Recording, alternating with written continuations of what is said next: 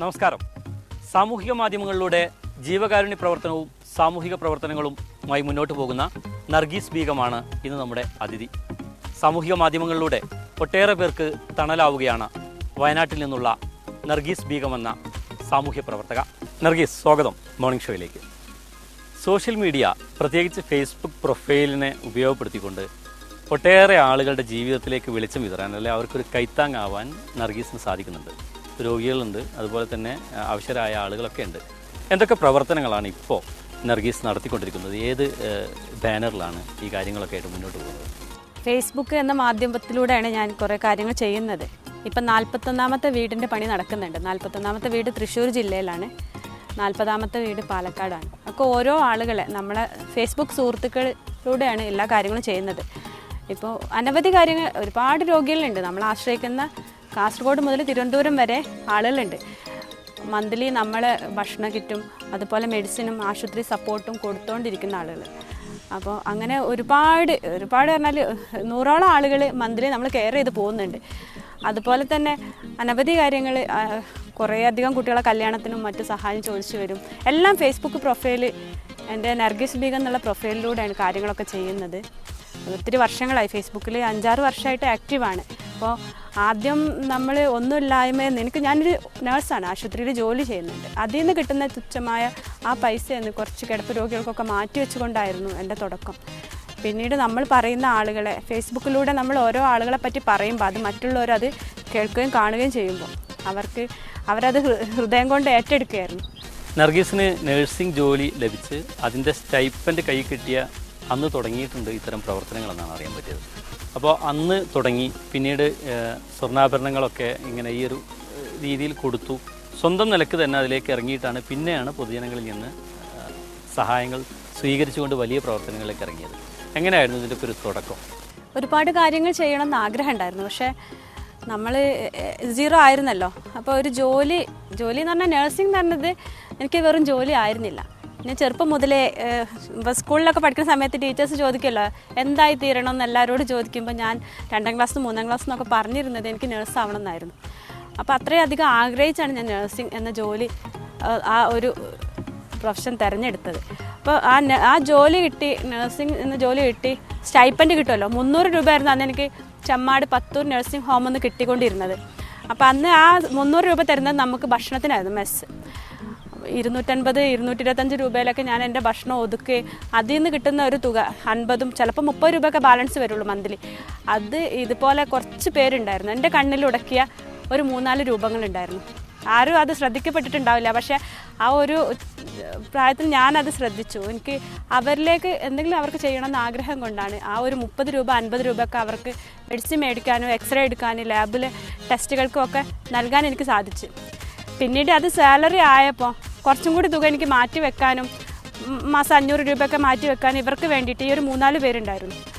പിന്നെ കുറച്ചും കൂടി സാലറി കൂട്ടി കിട്ടിയപ്പം അത് കുറച്ചും കൂടി വർദ്ധിച്ചു. ആ കൊടുക്കുന്ന അങ്ങനെ സ്റ്റൈപ്പൻഡ് പോലെ കുറച്ച് കിടപ്പിലായ ആളുകൾ, ഈ ഗൃഹനാഥന്മാർ കിടപ്പിലായി കഴിഞ്ഞ വീടുകളുണ്ടാവുമല്ലോ, അവിടുത്തെ മക്കളുണ്ടാവുമല്ലോ, അത് ഭയങ്കര വേദനയായിരുന്നു. അപ്പോൾ അങ്ങനെയുള്ള കുഞ്ഞുങ്ങളെ, മാരകമായ അസുഖം പിടിപെട്ട അച്ഛന്മാരും പാപ്പന്മാരും ഉള്ള കുട്ടികളെ, അവർക്ക് വേണ്ടിയിട്ട് എന്തെങ്കിലും ചെയ്യണം. അതുപോലെ മദ്യപന്മാരായ ആളുകളെ മക്കൾ, ഇപ്പോൾ സമൂഹത്തിൽ നിന്ന് അവരെയാണല്ലോ ഏറ്റവും അധികം സങ്കടം അനുഭവിക്കുന്നത്. അപ്പോൾ അവർക്ക് വേണ്ടി എന്തെങ്കിലും ചെയ്യണം എന്നുള്ള ഒരു ഇതിലാണ് ഞാൻ എൻ്റെ സാലറി അവർക്ക് വേണ്ടി മാറ്റി വെക്കാൻ തുടങ്ങിയത്.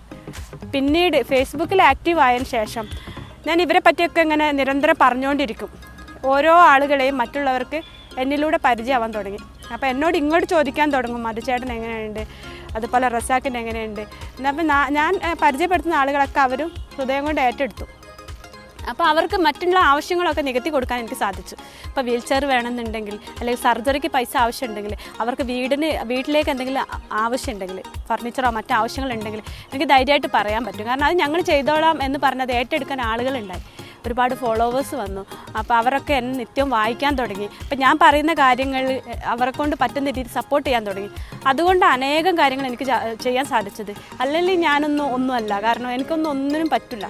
ഇപ്പോൾ ഒരു മീഡിയേറ്ററായിട്ട് ഉള്ളവരെ കഴിയുന്ന അല്ലെങ്കിൽ സാധ്യമായി തരാൻ സന്നദ്ധ ഉള്ള ആളുകളെ, മനസ്സുള്ള ആളുകളിൽ നിന്ന് അത് ഇല്ലാത്ത ആളുകളിലേക്ക് എത്തിച്ചു കൊടുക്കുക എന്നുള്ള ഒരു മീഡിയേറ്ററായിട്ട് ഇടയ്ക്ക് കയറി നിൽക്കാൻ പറ്റി. അതുകൊണ്ട് അനേകം പേർക്ക് അത് രക്ഷയായി. ഒരുപാട് കണ്ണീര് തുടയ്ക്കാൻ പറ്റി, ഒരുപാട് സങ്കടങ്ങൾ കാണാനും അവരിലേക്ക് എത്തിച്ചേരാനും സാധിച്ചു. നർഗീസിൻ്റെ ഫേസ്ബുക്ക് പ്രൊഫൈലിലൂടെ ഇത്തരം വൈവിധ്യമാർന്ന ഒട്ടേറെ പ്രവർത്തനങ്ങളാണ് നടത്തിക്കൊണ്ടിരിക്കുന്നത്. ഇതെല്ലാം ക്രോഡീകരിക്കുന്നത് ഏതൊരു ബാനറിലാണ്? അഡോറ എന്ന NGOൻ്റെ കീഴിലാണ് എൻ്റെ പ്രവർത്തനങ്ങളൊക്കെ വരുന്നത്. ADORA agency for development and operation in rural areas. അത് ഇന്ത്യ മുഴുവൻ പ്രവർത്തിക്കാൻ സ്വാതന്ത്ര്യമുള്ള ഒരു സന്നദ്ധ സംഘടനയാണ്. 20 വർഷം മുമ്പേ സുൽത്താൻ ബത്തേരി ആസ്ഥാനമായിട്ട് നിലവിൽ വന്ന ഒരു സംഘടന.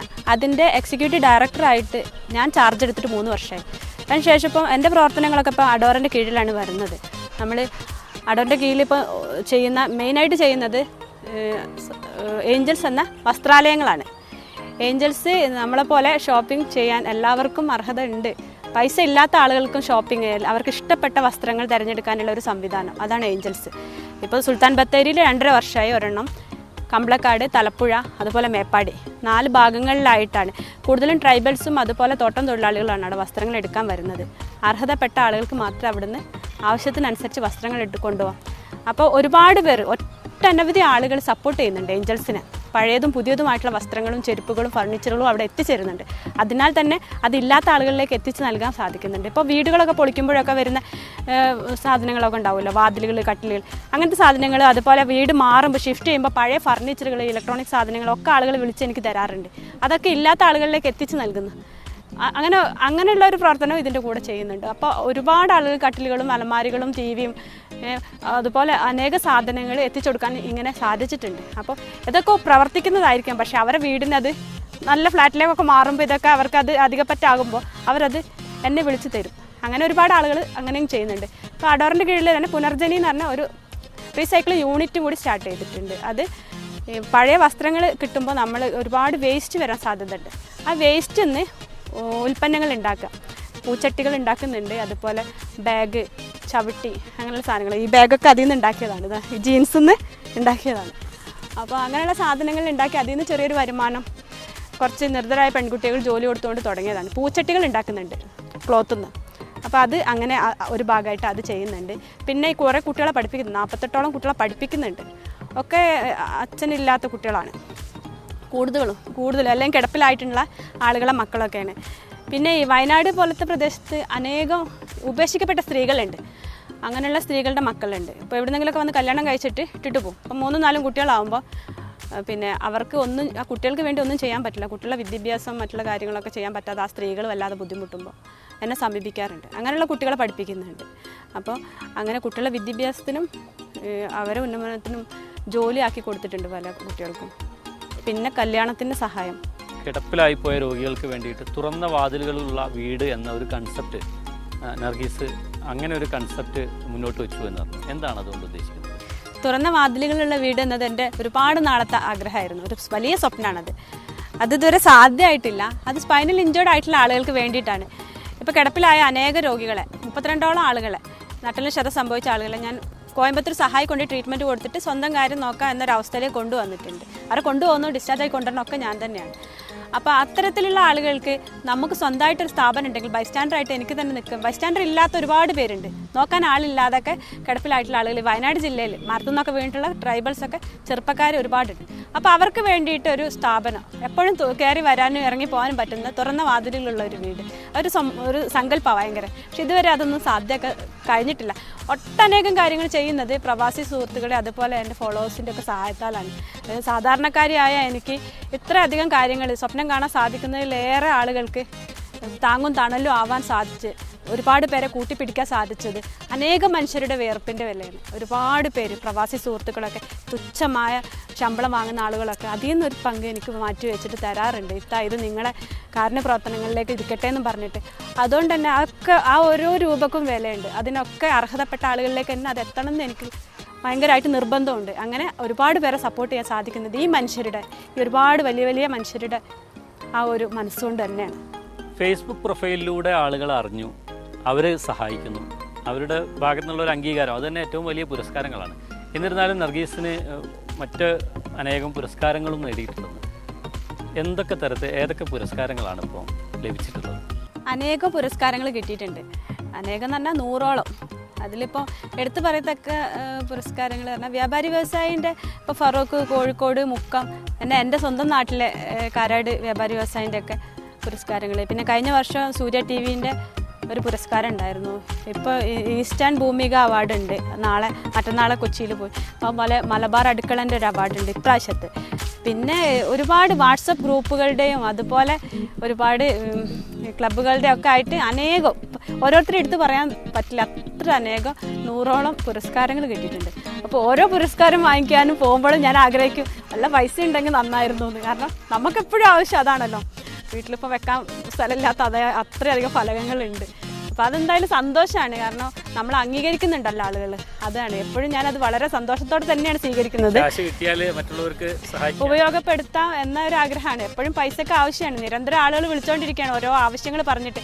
ഞാൻ ഇന്ന് വരെ കാണാത്ത മനുഷ്യരെയാണ് ഞാൻ സഹായിച്ചുകൊണ്ടിരിക്കുന്നത് ഓരോ ദിവസവും. കാസർഗോഡ് മുതൽ തിരുവനന്തപുരം വരെ ആളുകൾ കണ്ടിന്യൂ ആയിട്ട്, ഇപ്പോൾ പത്രത്തിലൊക്കെ എന്തെങ്കിലുമൊക്കെ വരുമ്പോൾ അപ്പോഴത്തേക്ക് അതിൽ ഫോൺ നമ്പർ വെക്കും. അപ്പോൾ ആളുകൾ മുഴുവൻ സഹായിക്കാൻ, പൈസ തരാനുള്ള ആളുകളല്ല, പൈസ ആവശ്യമുള്ള ആളുകളാരും വിളിച്ചുകൊണ്ടിരിക്കുക. അനേകം പേര് വിളിക്കാറുണ്ട്. ഒരു ദിവസം നേരം വെളുത്ത് രാത്രി ആവണ വരെ എനിക്ക് കോൾ വന്നുകൊണ്ടേയിരിക്കും.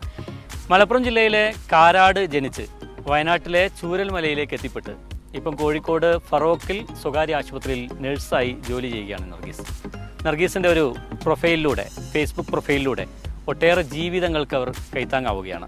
ഇനിയും ഒരുപാട് കാര്യങ്ങൾ ചെയ്യാൻ, ഒട്ടേറെ ജീവിതങ്ങൾക്ക് വെളിച്ചമാകാൻ സാധിക്കട്ടെ എന്ന് ആശംസിക്കുകയാണ്. വളരെ നന്ദി ഞങ്ങൾക്ക് അതിഥിയായി ഇന്നത്തെ മോർണിംഗ് ഷോയിൽ എത്തിയത്.